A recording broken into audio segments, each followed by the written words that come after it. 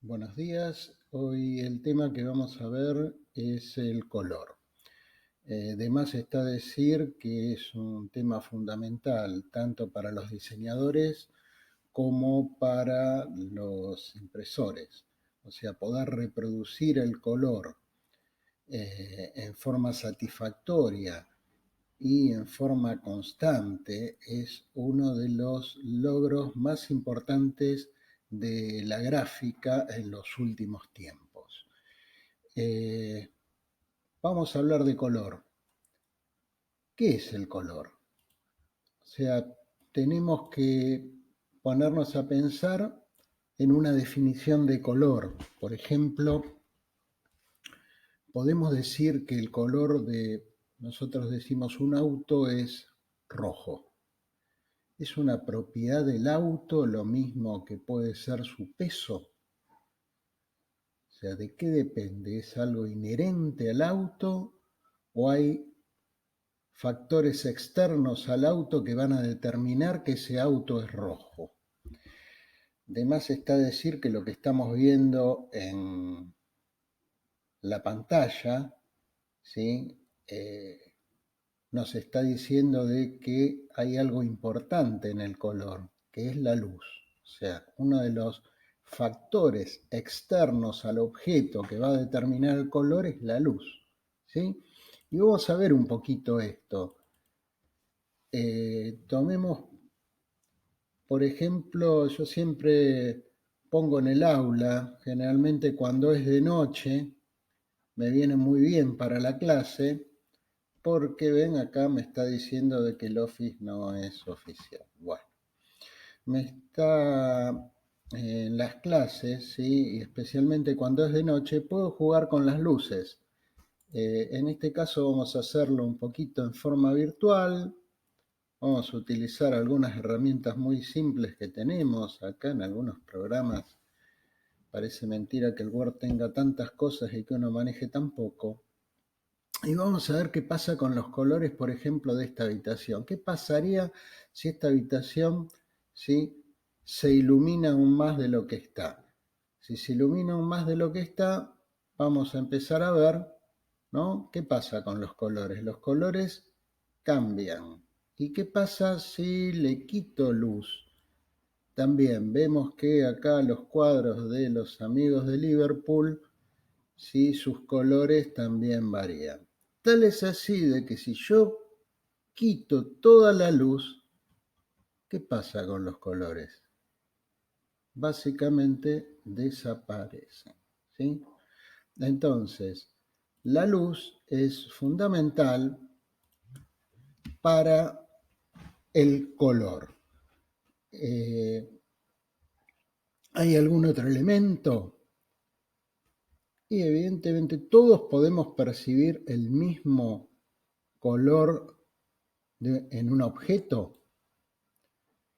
Y entonces nos encontramos con que el color también va a depender de quién lo esté observando. El caso más claro de que se puede observar de diferente manera un color según el observador es, por ejemplo, la enfermedad del daltonismo, en honor a Dalton, un científico importante que justamente padecía de este problema, que después vamos a hablar un poquito en qué, dónde se produce o cuál es digamos así, por defecto, el problema de esta enfermedad. Pero el daltónico tiene, en los casos avanzados, el problema de la diferenciación de los colores. No puede diferenciar ciertos colores. Entonces, el color no solamente va a depender del objeto, de la luz, sino también va a depender del observador. ¿Qué es el color? Y en definitiva, el color es una sensación. O sea, tenemos que hablar del color como una sensación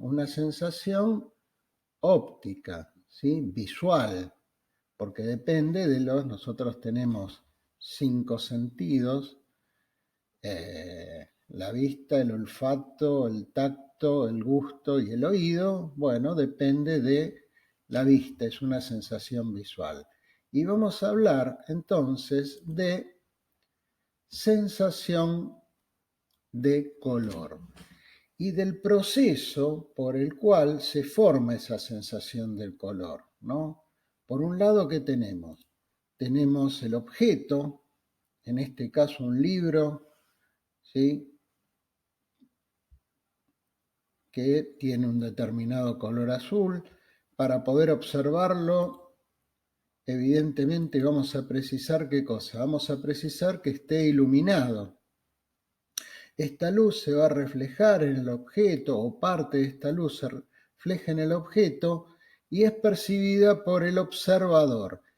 Y en el observador hay dos órganos que son fundamentales. Por un lado está el ojo, sensación visual, y por el otro lado, donde se va a terminar de formar esta sensación, es el cerebro. O sea, nosotros vamos a decir que este libro es azul porque a nosotros nos enseñaron a que este color es azul. O sea, hay también en el cerebro, en la memoria, ¿sí? Aparte del centro visual del cerebro que se encuentra en la parte de atrás, en la región occipital, hay una memoria que nos va a decidir que esto es azul, como también es una memoria que me va a decir que esto es un libro. O sea, yo voy incorporando y voy clasificando información. Bien, entonces, en el proceso de sensación del color tenemos 4 elementos o factores: el objeto, la luz, el ojo y el cerebro.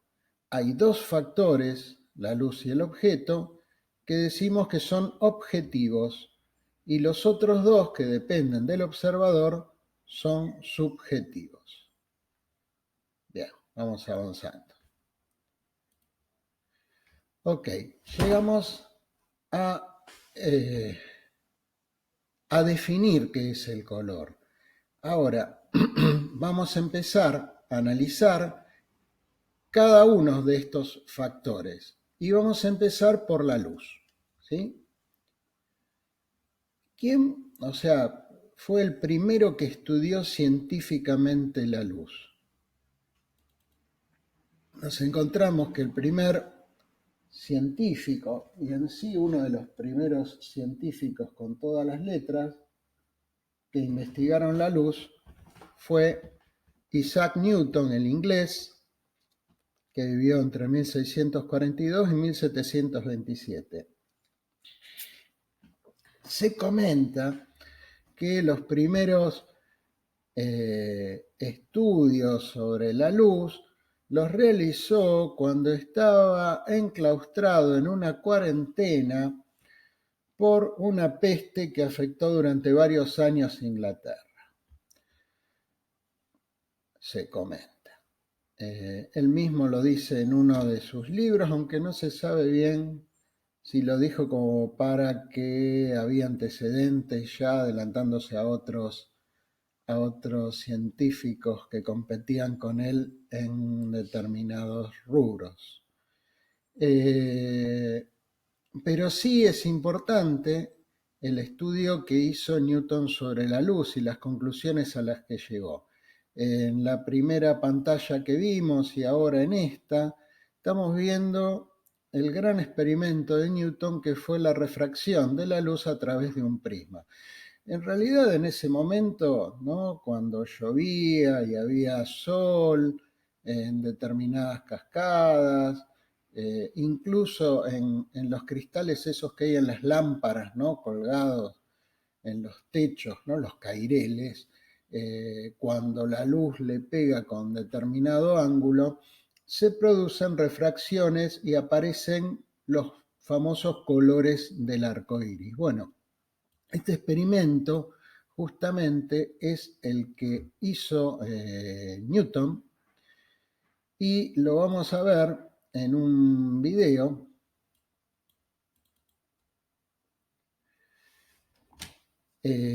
Vamos a ver entonces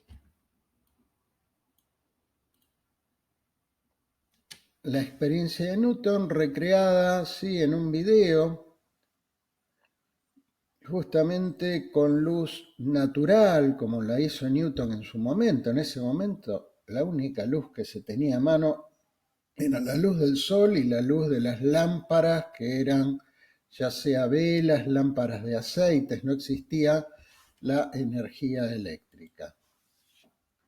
Entonces, tenemos ahí distintas fotos y ahora vamos a ver, ¿sí?, en la filmación cómo al incidir de determinada manera la luz en el prisma se refracta y aparecen, ¿no?, los colores del arco iris, que van desde el violeta hasta el rojo.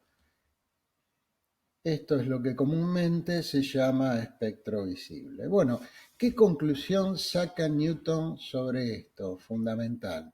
Que la luz blanca, la luz solar, estaba formada por luces de distintos colores. Pero no se quedó con este experimento. Lo que hizo Newton fue hacer lo siguiente: si la luz blanca se puede descomponer en luces de distintos colores, las luces de distintos colores pueden componer a su vez la luz blanca. Hizo un experimento con un objeto llamado disco de Newton. Este disco de Newton, rayado, ¿no?, y pintado con distintos colores, al hacerlo girar, se obtiene entonces, o se observa, de color blanco. O sea, todos esos colores se combinan para dar blanco. Esto es fundamental porque es el complemento de la otra experiencia que había hecho. Y esto termina de mostrar, ¿qué cosa? La luz blanca, ¿sí?, está compuesta por luces de distintos colores. Bueno, acá estamos viendo, ¿sí?, la recreación práctica de esta experiencia. Incluso la pueden hacer ustedes en casa si tienen ganas. ¿Y qué decía a su vez Newton respecto de la luz? ¿Cómo era la luz? ¿Cómo estaban formadas estas luces de distintos colores? Y Newton decía que estas luces de distintos colores estaban formadas por partículas que eran diferentes entre sí. Esto se llama comúnmente teoría corpuscular de la luz. ¿Sí? Esto es importante porque ahora vamos a hablar un poquito de otra teoría de la luz, que es la que nos va a servir a nosotros para avanzar en el estudio de la misma. Entonces, fíjense, ¿no?, cómo el dispositivo lo arma para poder hacer girar fácilmente al disco. Miren cómo cuando gira a alta velocidad y se componen los colores, vemos blanco.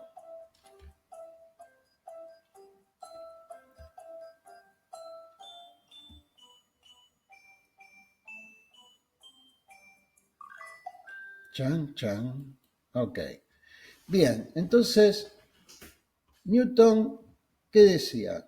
La luz blanca está formada por luces de distintos colores, que a su vez están compuestas de partículas.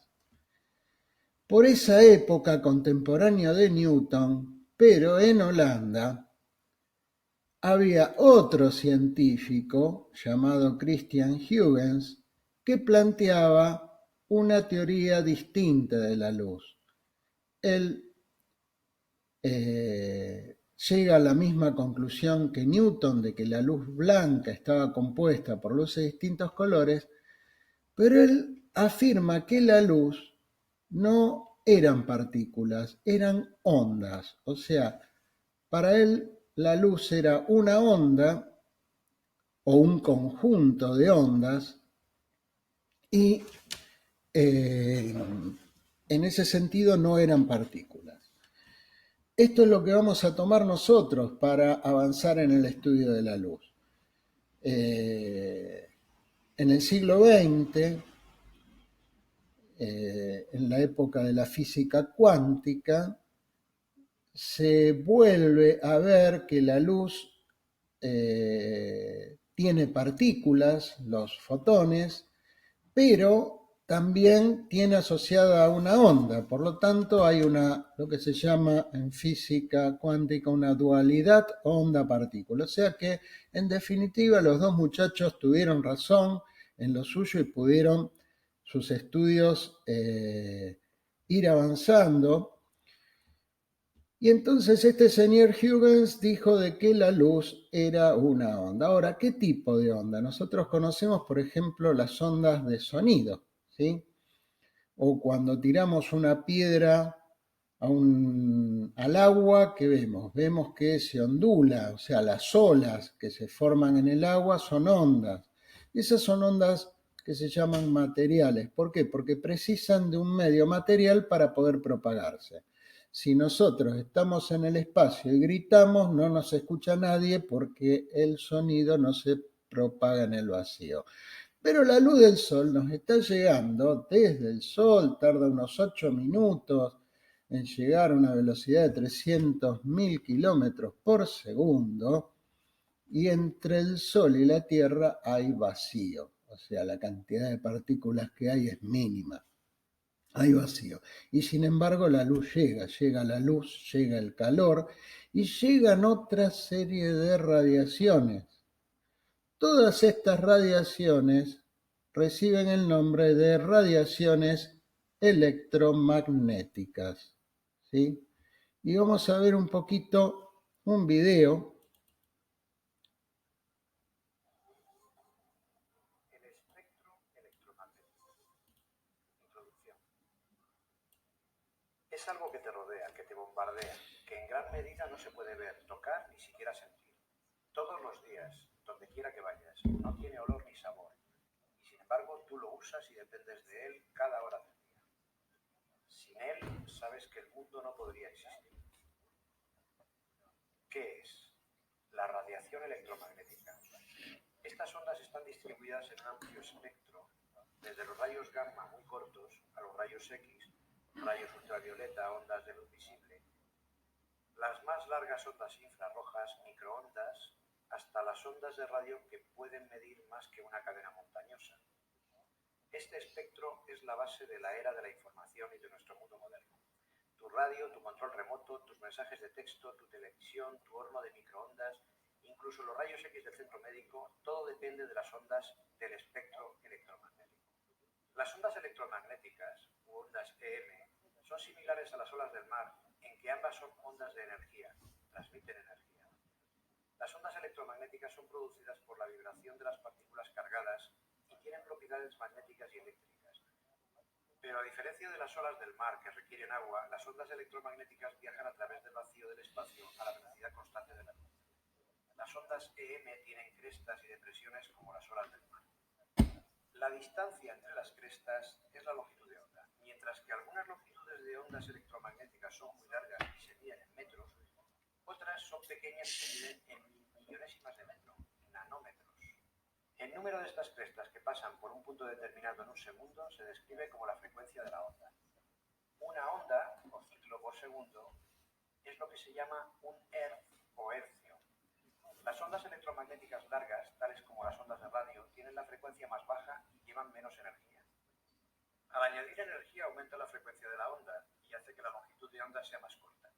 Los rayos gamma son las ondas más cortas y con energía más alta del espectro.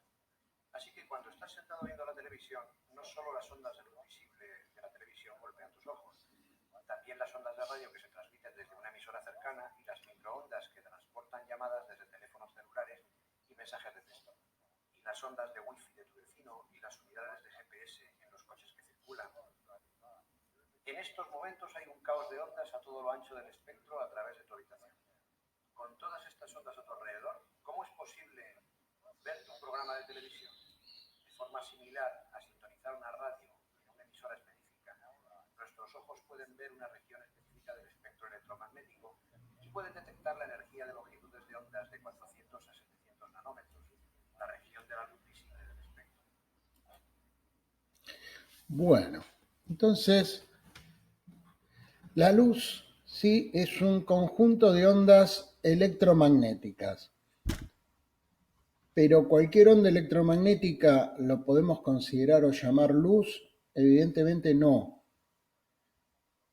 La clave está en lo mismo que cuando empezamos a estudiar el color, o sea, es luz porque la vemos, son ondas electromagnéticas que se ven, que se pueden ver por el ojo humano, ¿no? Lo que es luz para el ser humano por ahí es distinto para otros animales, porque los ojos son distintos y van a captar distintas o van a ser sensibles a otro espectro de ondas, pero todas ondas electromagnéticas, ¿sí? El espectro, entonces, ¿qué es la luz? La luz es un conjunto de ondas electromagnéticas visibles, así de sencillo. Tienen que ser visibles para que sean luz. Y como decía en el video, el espectro visible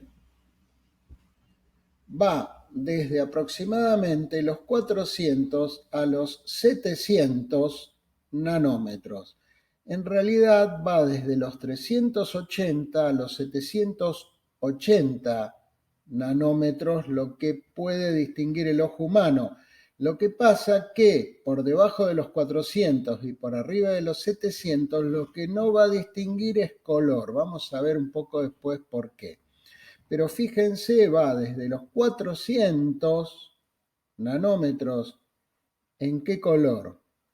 El violeta, a los 700 nanómetros en el rojo. Y acá, ¿no? Cercanos a estos valores, es que vamos a tener por debajo del violeta, vamos a tener las radiaciones ultravioletas. Que ultra significa por encima, pero tiene que ver con la frecuencia, con esos hercios que decía el video, que varían en forma inversa a la longitud de onda. Entonces, debajo de los 400, ultravioleta. Por encima de los 700, de vuelta a la contradicción, infrarrojos. ¿Sí? Nombres muy comunes. Por ejemplo, dentro de los infrarrojos, ¿qué tenemos que funciona en forma de los infrarrojos? Los controles remotos de la tele. ¿Sí? El control remoto de la tele emite radiación infrarroja. Ultravioleta. ¿Sí? La radiación ultravioleta que se usa, por ejemplo, ahora se usa para desinfectar, ¿no? O sea, se utiliza la radiación ultravioleta, mata bacterias, mata virus y puede matarnos también a nosotros si no nos cuidamos, por ejemplo, con protectores solares, ¿sí? Para evitar daños en la piel y disminuir los riesgos de cáncer de piel. Entonces, tenemos esas dos radiaciones, hay otras más, por encima de longitudes de ondas mayores, como decía el video, a las infrarrojas tenemos lo que son las microondas y las ondas de radio, por debajo de las ultravioletas tenemos los rayos X y tenemos los rayos gamma, ¿no? Cuando menor es la longitud de onda, más energéticos son, más peligrosos para la salud. Pero bueno, tenemos entonces el espectro visible entre 400 y 700 nanómetros. Y fíjense que está dividido 400, 500, 500, 600, 600, 700 y no es gratuita esta división por lo que vamos a ver ahora. Bueno, tenemos entonces un resumen de lo que es la luz. La luz es un conjunto de radiaciones electromagnéticas visibles por el ojo humano. La luz blanca está formada por todas esas radiaciones de distintos colores que van desde los 400 aproximadamente a los 700 nanómetros. En el otro extremo del proceso de formación de la luz se encuentra el ojo humano. Y allí vamos. Dijimos que esto es una sensación visual. Bueno, el ojo humano es muy parecido físicamente a lo que es una cámara fotográfica, o sea, los elementos que tiene ópticos cumplen las mismas funciones, pero lo que nos interesa a nosotros es lo siguiente: la luz, ¿por dónde entra? Entra a través de la pupila, que la pupila es una ventanita que tiene el iris. Esa pupila se va a achicar o se va a agrandar para permitir entrar mayor o menor cantidad de luz. Es como el diafragma de la cámara fotográfica. Esta luz, después de recorrer el ojo internamente, hay una lente que es el cristalino, que va a ser para enfocar esa luz. Bueno, va a llegar a la parte posterior del ojo, que vendría a ser lo que sería la película en una cámara fotográfica común, o sea, convencional, o lo que es la placa, ¿sí?, de fotosensible, que es como un escáner que tienen las cámaras digitales actuales, ¿sí?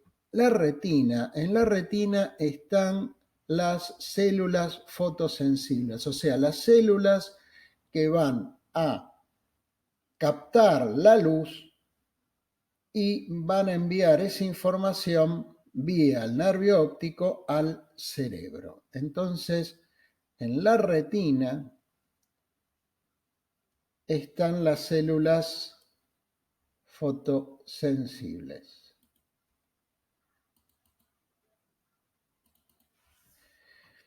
Y entonces, ¿qué tenemos acá? Tenemos las células fotosensibles de la retina. Ahora, ¿cómo se percibe la luz? ¿Cuántas células hay? ¿Qué tipo de células tenemos? Por un lado tenemos las células llamadas bastones. Y por otro lado tenemos los conos. Los bastones por su forma cilíndrica, los conos por su forma cónica aproximada. Acá es un esquema, ¿no? Incluso los colores que aparecen ahí son totalmente arbitrarios. Los bastones son las células más sensibles a la luz, a la intensidad de la luz. Son aquellas que, o sea, los bastones para nosotros son importantísimos en la oscuridad, en la penumbra. Ahí es donde juegan un rol fundamental en la visión humana. Ahora, ¿qué ocurre cuando estamos en penumbra, cuando estamos con poca luz? ¿Vemos colores? No vemos colores, vemos imágenes en blanco y negro, en marrones. Hay un viejo dicho que dice que de noche todos los gatos son pardos. El sentido que tiene ese dicho no lo vamos a discutir acá, pero si lo tomamos literalmente, podríamos decir de que se está aplicando a esto que le estoy explicando ahora. O sea, en la oscuridad, en la penumbra, no distinguimos colores. A medida que el nivel de luz, la intensidad de luz aumenta, empiezan a actuar las otras células, que son los conos. Y acá sí, estos conos van a reconocer las luces. ¿Por qué? Porque hay tres tipos de conos. Los conos R, que son sensibles a las luces entre 600 y 700 nanómetros. Los conos G, sensibles a 500 a 600 nanómetros. Y los conos B, sensibles a radiaciones o a luces de 400 a 500 nanómetros aproximadamente. Bueno, acá aparece una sigla RGB que algunos de ustedes deben conocer su significado. Ahora en un ratito vamos a volver a esto, pero empiezan a aparecer siglas y nombres ya comunes a lo que empezamos a manejar en el diseño y en la gráfica. Y justamente reciben estas letras: R de red o rojo en inglés, G de green o verde en inglés y B de blue o azul en inglés. Entonces, de acuerdo a la intensidad que tenga la luz que llega en las distintas frecuencias o en las distintas longitudes de onda, para ser más preciso, es que estas células se van a sensibilizar y van a poder medir el color o descomponer y volver a descomponer el color.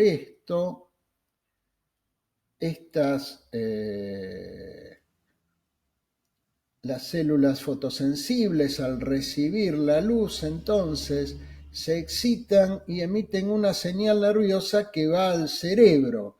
Y en el cerebro, todas estas señales van a dar la información necesaria para que el cerebro pueda terminar de conformar entonces el color que se está observando.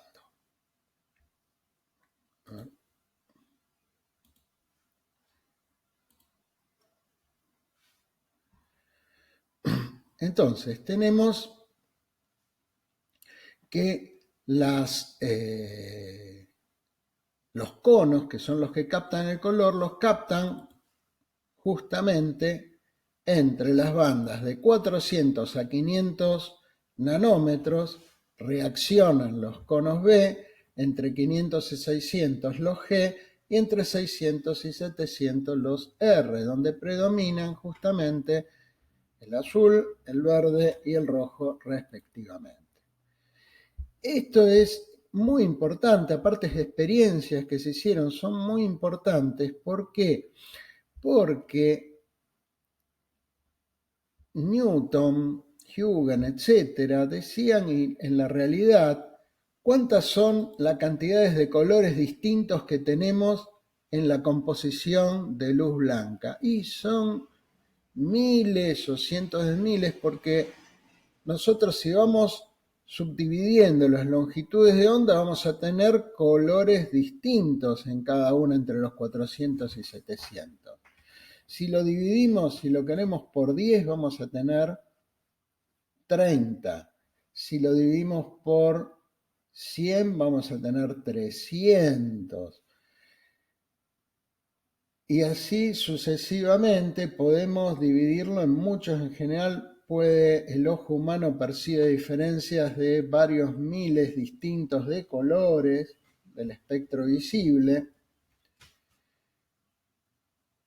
Pero esto de que el ojo tiene únicamente 3 tipos de células receptoras del color va a permitir pensar la luz blanca como compuesto por, si lo queremos, únicamente 3 colores de luces.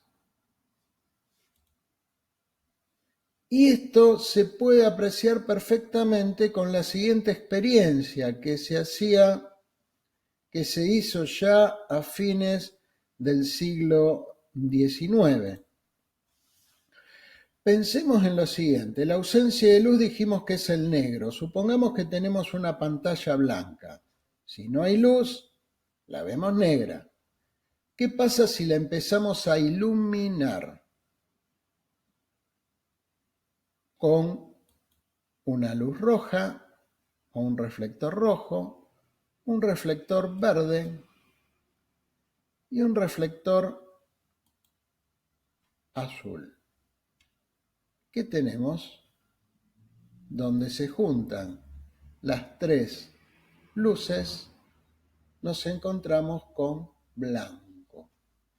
O sea que a los fines prácticos y a los fines de cómo funciona el ojo humano, es lo mismo una luz blanca formada, como la luz solar, por miles de radiaciones de longitudes de ondas distintas, que van desde los 400 a los 700 nanómetros, que una composición de 3 luces, roja, verde y azul. Y esto es importantísimo porque esto que se llama síntesis aditiva del color, ¿por qué aditiva? Porque estamos sumando luces y acá tenemos que empezar a hablar de color de luces, porque ahora van a venir otro tipo de colores.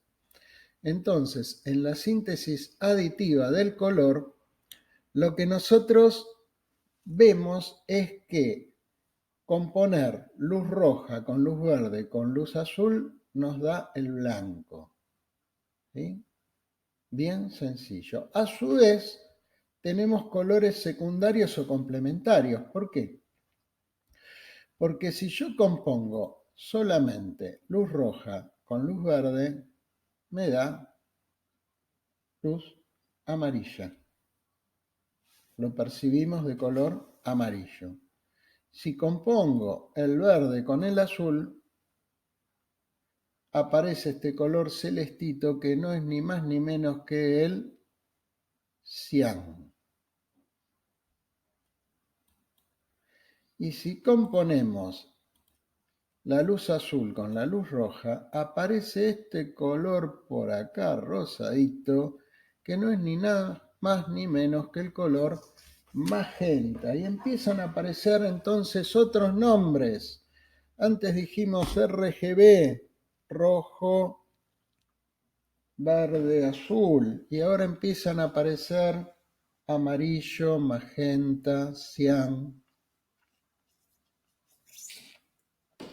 Pero no vayamos a eso por ahora.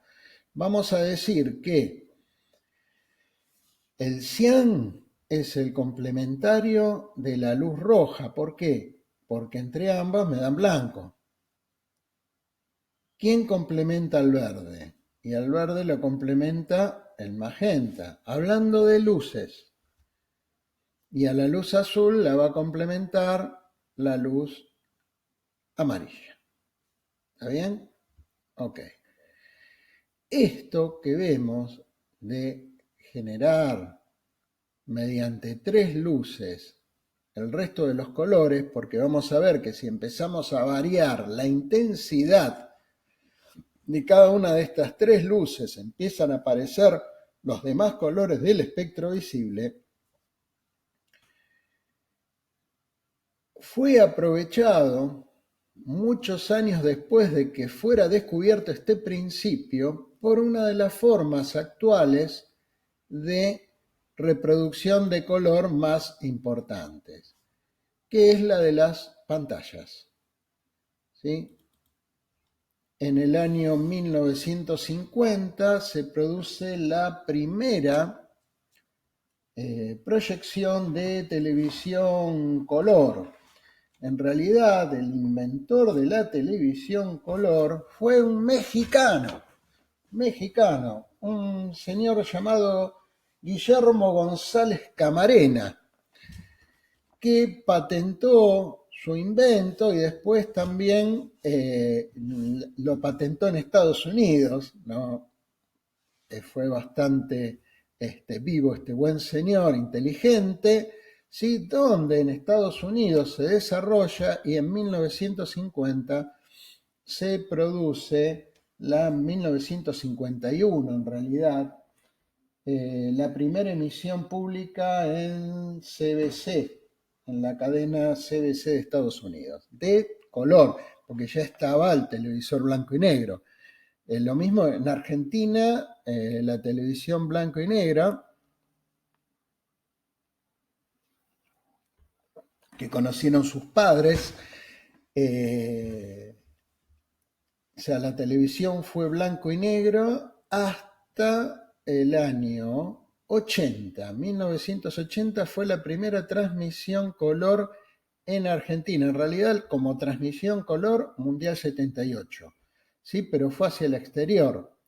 Ahora, ¿no? Acá tenemos un televisor moderno, pero esto que vemos acá era la forma en que podíamos ver los partidos en color. Si no íbamos a la cancha, íbamos a un cine, y en el cine estaban estos proyectores que tienen 3 cañones, son los primeros cañones que emitían justamente, no eran digitales, eran analógicos, y transmitían, ¿sí?, señales, descomponían la señal en los 3 colores, rojo, verde y azul, la proyectaban superponiéndose y veíamos los partidos en color en el cine. Yo no fui a ver partidos en el cine, pero sí fui a ver carreras de Fórmula 1 en su momento, en esa época. Bien, los cañones, acá tenemos un cañón más o menos como el que utilizamos en el aula cuando damos clase presencial, que se basa justamente en esto de la emisión de luces de 3 colores, y tenemos las pantallas, los monitores, ¿sí?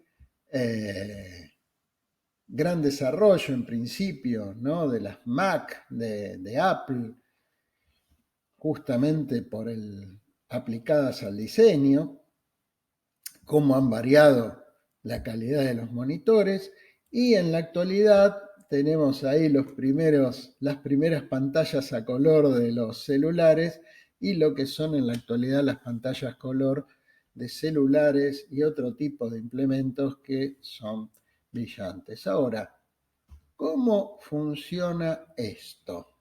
¿Cómo funcionan estas pantallas? ¿Sí? ¿Cuál es la unidad de imagen de una pantalla, tanto de un televisor como de la pantalla de un celular? La unidad de imagen es el píxel. El píxel no es ni más ni menos, ¿sí?, que un emisor tricolor. Tiene lo que se llama 3 fósforos. Un fósforo rojo, un fósforo verde que emite luz verde y un fósforo que emite luz azul. Si el color que estamos observando en la pantalla es blanco, es porque esos píxeles están emitiendo, ¿sí?, con máxima intensidad. Bueno, ¿cómo podemos apreciar esto? Bueno, si ven un poquito acá, vamos a ampliar un poco la imagen que yo tengo acá. La voy a poner. ¿Ven lo que tengo en la mano? Lo que tengo en la mano es un microscopio, ¿sí?, digital.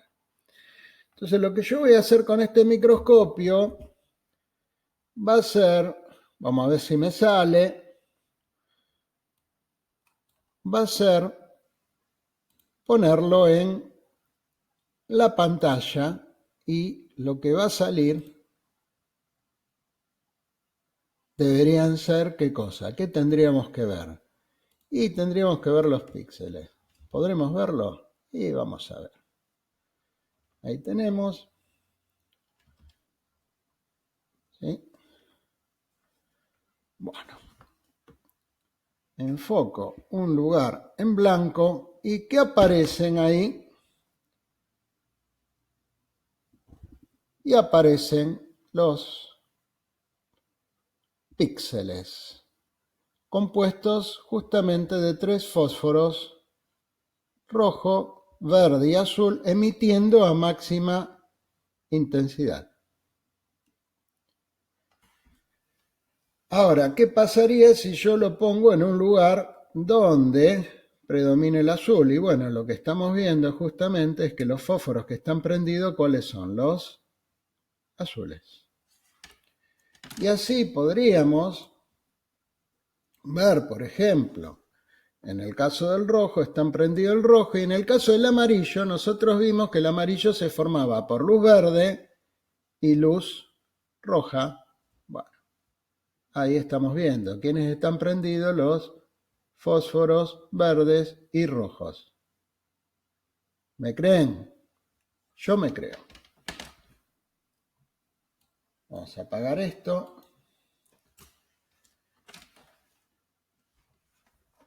Y bueno, y acá lo que tenemos en esta imagen, un poco acá abajo tenemos las intensidades, esquematizadas las intensidades de los distintos píxeles para los distintos colores que se reproducen en pantalla.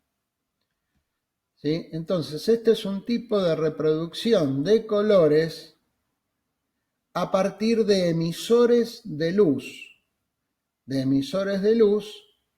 tricolores: luz roja, luz verde, luz azul. Y es la forma con la que se reproduce en pantalla. ¿Esta es una forma gráfica? ¿Es una forma de impresión? No. Ahora vamos a ver qué relación tiene esto después con la impresión. Vamos a seguir estudiando el color. Esto se llama síntesis aditiva de color. Estos elementos, entonces, lo de las pantallas son la tecnología que ha utilizado el hombre para reproducir el color a partir de emisión de luz, y los colores están compuestos entonces por emisiones de luz roja, luz verde, luz azul, que es los componentes del color RGB, que cuando ustedes pican en un determinado color en la pantalla, les indica, ¿no?, en los programas de edición de diseño, les indican la composición en RGB de esos colores. Bien, no es la composición con la que nosotros vamos a trabajar en la gráfica. Nosotros vamos a trabajar con otro tipo de composición, que es la que vamos a ver en el próximo video. Bueno, hasta acá llegamos con la síntesis aditiva del color, y recordemos que en la síntesis aditiva del color estamos trabajando con luces, estamos adicionando y sumando luces. Bien, y vamos a pasar al próximo video. Acá cortamos y seguimos en el próximo. Y como dijimos, vamos a